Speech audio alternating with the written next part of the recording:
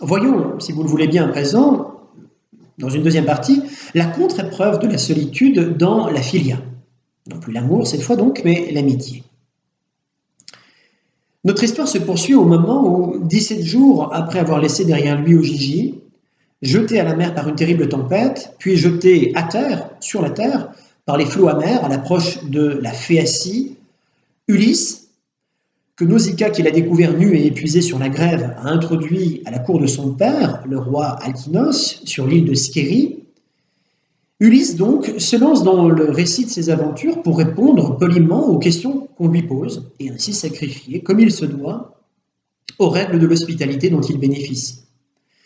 Dans la longue parenthèse analeptique que représentent les chants 9 à 12 de l'Odyssée, retour est donc fait en première personne, non plus par Homère, mais par son personnage lui-même. Retour est donc fait par Ulysse sur tous les revers qu'il a dû essuyer, toutes les misères qu'il a dû endurer depuis son départ de Troie, à la tête de 12 vaisseaux, autrement dit, à la tête d'1 millier d'hommes, vu que chaque vaisseau en porte environ 120, jusqu'à son arrivée en solitaire et sans même un bateau, chez Calypso donc, où déjà Ulysse n'avait plus que la force de ses bras pour garder la tête hors de l'eau. Aussi Homère, que les anciens tiennent pour le plus grand connaisseur du cœur humain, Homère ne compte-t-il dans l'Odyssée rien d'autre que cette errance paradoxale au cours de laquelle un homme devient plus seul au fur et à mesure qu'il se rapproche de sa chère patrie. C'est le jugement ici d'un historien français, Thierry Ginestou. Donc cette errance paradoxale au cours de laquelle un homme devient plus seul au fur et à mesure qu'il se rapproche de sa chère patrie, je poursuis la citation de Thierry Ginestou, à chaque épreuve, il doit s'éloigner un peu plus de ses compagnons jusqu'à se retrouver absolument seul au moment d'aborder au rivage d'Ithaque. Et par là même, au moment de boucler la boucle, afin d'enfin briser le cycle infernal, non pas de ses réincarnations, mais de ses pérégrinations. Inutile bien sûr d'insister sur ce long chemin qui à terme revient sur soi. De même que c'est Derrida qui parle, on a souvent parlé de l'Odyssée de la phénoménologie de l'esprit, on a souvent parlé de l'Odyssée de la phénoménologie de l'esprit, eh bien, de même, on a souvent parlé de la phénoménologie de l'esprit, cette fois Hegel, pour parler de l'Odyssée d'Homère, et interpréter ce qu'on a appelé la Kirkoum navigation ulysséenne en termes de perte autant que de découverte pour le héros de son identité. Mais parce qu'il ne saurait y avoir de prise de conscience de soi sans que la conscience soit déprise d'autrui, penchons-nous un instant, même un peu longtemps, sur chacune des 11 stations du périple qui ont préparé l'isolement d'Ulysse dans l'amour à Ojiji par son essolement progressif dans l'amitié. Isolement dans l'amour à Ojiji avec Calypso qu'il finira par ne plus aimer, quoiqu'il l'ait aimé et très fortement, et seulement dans l'amitié au fur et à mesure donc de ces 11 stations. Si, sans faire chambre à part la nuit à Ojiji, Ulysse fait bande à part le jour, Ulysse couche avec Calypso, et en même temps s'éloigne d'elle le jour durant pour pleurer en contemplant la mer. Donc si sans faire chambre à part la nuit à Ojiji, Ulysse fait bande à part le jour, laissant Calypso à l'intérieur de leur alcôve, quand il se tient lui à l'extérieur, sur la côte, c'est que Ulysse subit de plein fouet, chez Calypso, le contre-coup de la privation des siens, ses compagnons, jusqu'à frôler l'aliénation et manquer de ne plus être celui qu'il fut grâce à eux. À savoir l'homme bien-aimé d'une famille et de tout un pays, Ithaque. L'homme qui par la ruse permit aux Grecs, aux Achéens de s'emparer de Troie jusqu'à établir, comme Achille, solidement sa réputation de pilleur de ville. Revenons donc sur cet essolement progressif dans l'amitié, qui est celui d'Ulysse.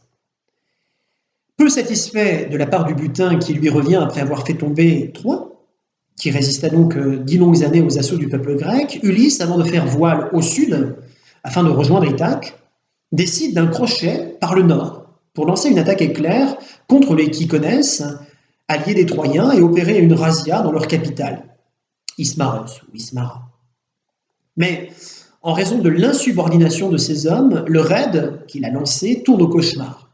Alors qu'il enjoint ses marins de reprendre la mer, eux s'attardent à terre pour faire ripaille jusqu'à ce que, descendus des montagnes, des cavaliers appelés en renfort les boutent hors de trace.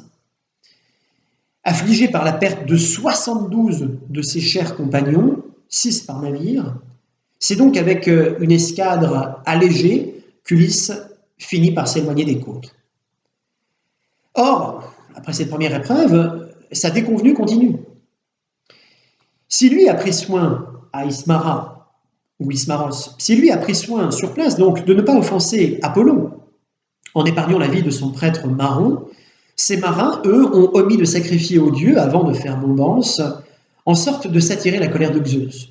Aussitôt, une redoutable tempête se lève, qui fait rage 2 jours durant, et reprend.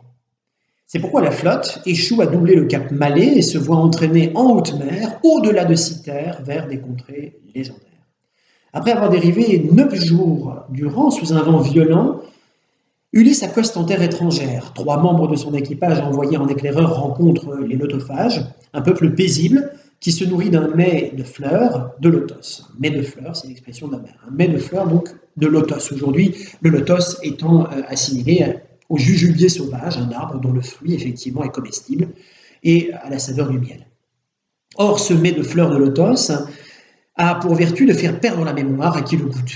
Quiconque s'en nourrit oublie effectivement qui il est et d'où il vient. De peur qu'aucun de ces marins ne veuille rentrer, s'il venait à en goûter, lors même que ces émissaires qui l'ont fait éprouvent, eux, déjà le désir de rester, Ulysse fait preuve d'autorité. C'est de force qu'il ramène ses envoyés à bord, où il les fait attacher, cependant qu'il ordonne à tous ces marins à terre de remonter.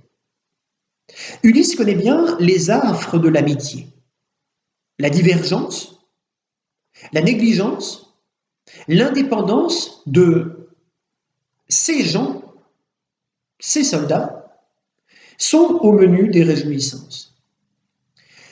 Ulysse, bien sûr, n'est pas lui-même irréprochable, ça n'est pas le meilleur ami qui soit. Preuve en est la halte qui suit. Tandis que 11 de ces vaisseaux ont mouillé dans la crique d'une petite île boisée, flanquée de 12 braves, notre héros part aussitôt explorer cette nouvelle contrée. Mais l'équipée tourne mal. Bien que cette fois ce soit ses compagnons qui le pressent de regagner le navire, sitôt la découverte d'une grotte, où manifestement un géant a pour habitude de rentrer ses troupeaux et d'affiner ses fromages, Ulysse n'en fait rien. Et l'addition est salée. À l'arrivée du Cyclope, Polyphème, tous sont faits prisonniers, et en 3 fois, 6 d'entre eux sont dévorés. Affirmant s'appeler personne, Outis, à ce monstre qui lui demande comment il se nomme, alors qu'il a réussi à l'enivrer, Ulysse profite de son sommeil, on le sait, pour lui crever l'œil. Hurlant à son réveil que personne le tue, Polyphème est bien sûr jugé fou par ses congénères qui accourent pour lui porter secours. Pas de sauvetage de Polyphème, et donc du coup une échappée d'Ulysse et du reste de ses hommes, qui n'ont plus qu'à s'accrocher sous la panse des bêtes du Cyclope, quand le berger énucléé les fait sortir en prenant soin malgré tout d'entâter le dos. Ulysse est ravi de son subterfuge et du pont du bateau qu'il a regagné, il crie à Polyphème, le Cyclope, à la fois son inlassable morgue et son véritable nom, ne faisant aucun cas de ses compagnons qui lui demandent pourtant de faire profil bas. Foudrage, Polyphème le maudit en l'assurant de la vengeance de son père, et son père n'est autre que Poséidon, qu'il supplie de le priver, je cite, de tous ses compagnons. Ulysse, dont les aventures seront dorénavant autant de tourments, est ainsi condamné à la solitude, dont, avant même l'imprécation lancée contre lui par le Cyclope, il semble pressentir le coup, C-O-U-P, car le coup, C-O-U accent circonflexe, T. Effectivement, en arguant que son nom est personne, et que, je cite l'Odyssée, personne ne l'appelle autrement, sa mère et son père et tous ses autres compagnons. En arguant que son nom est personne, Ulysse n'entrevoit-il pas déjà qu'il n'est effectivement personne sans eux, qu'il ne le sera plus quelqu'un à Ogygie, une fois donc ses compagnons morts. que l'on ne s'étonne donc pas de voir, lors de son périple, notre héros cultiver ses amitiés.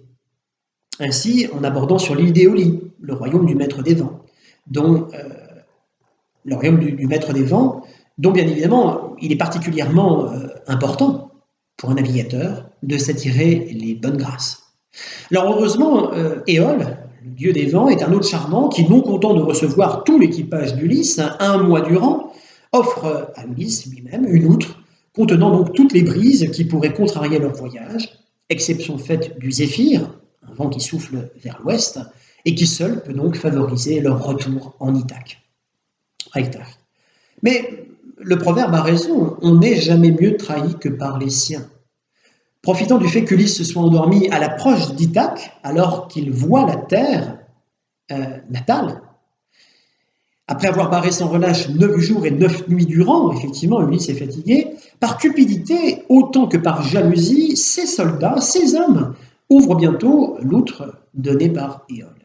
C'est qu'il imagine ce sac en peau de bouc plein d'or, lui qui constitue, je cite, le présent fait en gage d'amitié d'un immortel pour un mortel. Or, aussitôt l'outre ouverte et les vents bien évidemment relâchés, se lève une nouvelle tempête qui ramène toute la flotte à sa dernière escale, Éolie. Mais l'histoire ne se répète pas. Ulysse a beau prendre Éole, son épouse et ses 12 enfants par les sentiments, en s'en remettant à eux comme à des amis, le texte le dit bien également, Philoi dit l'Odyssée, c'en est fini de l'assistance à autrui, de l'amitié. Comprenant effectivement la haine surnaturelle dont est victime le commandant de cette expédition, Éole, le maître des lieux, le congédie. Devant le moral en berne de ses compagnons, c'est donc la mort dans l'âme qu'Ulysse reprend la mer. Après la défiance de ses hommes et l'inconstance des dieux, voilà pour les affres à nouveau de l'amitié, le voici confronté à la déréliction, avant la destruction pure et simple de son escadre. Après une semaine de navigation dans une mer inconnue, en effet, les capitaines des 11 vaisseaux qui accompagnent le sien les y ancrent, ces navires, dans le havre d'une terre lointaine. Cependant qu'Ulysse, lui, mouille un peu plus loin. Parti avec 3 marins identifier les habitants de ce pays montagneux, Ulysse rencontre bientôt la fille du roi local qui le conduit à lui. À la tête des Lestrigeons, peuple de géants féroces et anthropophages, le roi, Antiphatès, donc c'est son nom, se saisit d'un membre de la délégation qui l'engloutit avec délectation. Fin de l'ambassade, aussitôt, début du carnage. Les Lestrigeons poursuivent les fuyards, Ulysse et ses hommes, et du haut des falaises qui la surplombent, lancent des pierres sur les bateaux stationnés dans l'anse, tout en harponnant leurs matelots comme des poissons de roche. Seul le navire amiral, celui d'Ulysse, donc, parvient à prendre le large. À son bord, le peu de marins qui restent n'ont plus que leurs yeux pour pleurer. L'affection, donc, qui est l'amitié, la philia, est bien pour Ulysse, tout au long du voyage, une affliction supplémentaire. La philia est une épreuve, l'amitié est une épreuve.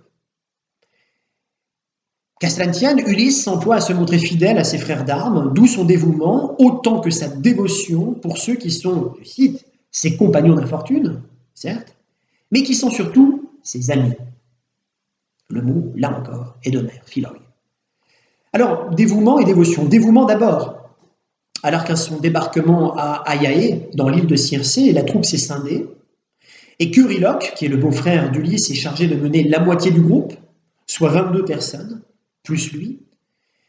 Celles-ci se rangent, donc ces 22 personnes, se rangent à l'avis du meilleur et du plus cher des lieutenants de leur commandant en chef, le plus aimé des hommes d'Ulysse étant Polythèse, donc, qui les fait pénétrer le palais de la magicienne Circé avant qu'un mauvais sort ne les transforme en porc. Sauf Euryloque. Euryloque, sauf donc, court prévenir Ulysse, dont le sang ne fait qu'un tour. Éclairé par Hermès sur la façon de manœuvrer l'enchanteresse, Ulysse n'hésite pas à payer de sa personne, car à lui offrir son corps, pour que ses acolytes recouvrent leur véritable apparence. Dévouement d'Ulysse pour ses compagnons. Dévouement et dévotion ensuite. Dévotion ayant atteint le pays des Cimériens, sur lequel le soleil ne se lève jamais, précise Homère, Ulysse s'approche des enfers pour consulter l'ombre du devin thébain Tirésias. Tirésias qui doit lui révéler comment regagner Ithaque. Mais la première âme qui s'adresse à Ulysse n'est pas celle de Tirésias, mais celle d'Elpénor. Elpénor étant le plus jeune de ses compagnons, récemment disparu. Le vin aidant, la vie de ce soldat plutôt médiocre avait pris fin effectivement en tombant du toit du palais de Circé. Or, pressé de quitter l'île de Circé, après y avoir quand même passé une année, Ulysse n'avait pas pris le temps de lui rendre à Elpénor les honneurs funèbres. Et son âme donc, bien sûr, de rôder dans les enfers. Sur la demande d'Elpénor, en tout cas sur la demande de son âme, Ulysse accorde ses hommages et ses honneurs funèbres volontiers, quoi qu'il lui faille pour y procéder sans retourner chez Circé. Et encore une fois, à nouveau, revenir en arrière. La force de l'amitié ne saurait donc être remise en cause dans l'Odyssée. Mais si la force de l'amitié ne saurait être remise en cause dans l'Odyssée, la faiblesse de l'homme qui est mise en scène fera malgré tout douter que l'amitié puisse sauver quiconque de la solitude. De cette tension fondamentale entre la loyauté d'un côté et la lâcheté, la loyauté de l'ami, mais la lâcheté de l'homme, témoigne encore l'opposition diamétrale des deux épisodes qui respectivement précèdent et celui de Scylla et celui de Charybde. Les sirènes constituent le premier. Les sirènes. Avisées du charme funeste de ces nymphes, mais paradoxalement avides d'écouter leur chant céleste, Ulysse donc, on le sait, se fait attacher au mât de son navire par Euryloque, son beau-frère, et Périmède, après leur avoir demandé de bien resserrer ses liens quand Ulysse les suppliera de les lui ôter et avoir soigneusement veillé à boucher de cire les oreilles de chacun de ses marins. Ce que l'on voit dans cette scène, bien évidemment, c'est l'obéissance des âmes qui est parfaite. Le deuxième épisode constitue donc celui des bœufs dits d'Hélios, les bœufs ou les vaches du dieu du soleil. Averti par Circé de la nécessité de respecter les troupeaux sacrés qui pèsent sur l'île de Thrinacie, sous peine de perdre le reste de ses compagnons, Ulysse, qui leur a interdit d'y toucher, n'est pas écouté par ces affamés qui, forcés d'attendre des vents favorables pour reprendre la mer, égorgent, en tout cas pour poursuivre leur voyage, égorgent puis rôtissent quelques bêtes sous l'impulsion d'Euryloque, le beau-frère. Cette fois, ce qui est net, c'est la désobéissance des hommes. Nul besoin, on le voit, de tomber de Charybde dans Scylla, ou plutôt de Scylla sur Charybde, Scylla d'abord, où Ulysse ne peut empêcher la mort de 6 membres de son équipage, engloutis en une seule fois par les 6 têtes canines de cette créature marine, puis Charybde, où Ulysse ne peut empêcher la mort des derniers de ses camarades, sous l'orage déchaîné par Zeus, avant le naufrage dans ce tourbillon d'exception. Inutile donc, effectivement, d'affronter Charybde ou Scylla, puis Charybde. L'amitié a des hauts et des bas. L'amitié a des hauts et des bas parce que les hommes qui la tissent en ont aussi. Et que même quand ces hommes sont bien assortis, ils ne sortent jamais des épreuves de la vie que comme ils y ont été soumis, à savoir seuls. C'est seul, puisque sans ses compagnons qui ont été dévorés, qu'Ulysse cède à l'orgueil en fuyant le pays des Cyclopes. Et c'est seul, puisque sans Ulysse qui s'est éloigné, que ses compagnons cèdent au sacrilège en prélevant du bétail, le bétail d'Hélios. La malédiction de Polyphème, comme la prédiction de Circé, n'auront rien changé, à chacun son destin.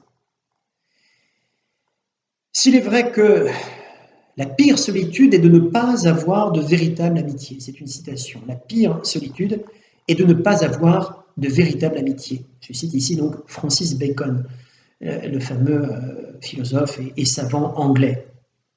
Francis Bacon. Si donc la pire solitude est de ne pas avoir de véritable amitié, s'ensuit que l'amitié n'est au quotidien qu'un moyen élégant et commode de fuir la solitude. Là encore, c'est une citation. L'amitié n'est qu'un moyen élégant et commode de fuir la solitude. cette fois d'André Giraud, écrivain donc canadien, Au-delà des visages, donc un livre de 1948. Voilà pour cette deuxième partie.